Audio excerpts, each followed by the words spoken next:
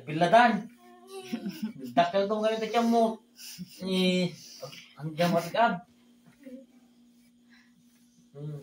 Kain ka kasi ng kain. Karos da tiyan. Takal ka na lang ka mag-pick-up. Basta tampor. Ilang itlog kasi yung kinain mo? Tapos ano pang kinakain mo? Pansit. Nagpansit ka? Kumain ka kasi ng pansit. Ay, saan ka nagpansit? Saan? Dito. Gusto yun yung brother ni Lolong ko, no? Mabsulat na. Oh. Mala ka niya, kinubing na. Ganyan din ako noon. Nung bata ako. Tapos kumain ka pa ng itlog. Tapos pansit. Saan ka kumuha ng pansit? Yan lang kay mami. Okay na yan. Okay na? Okay.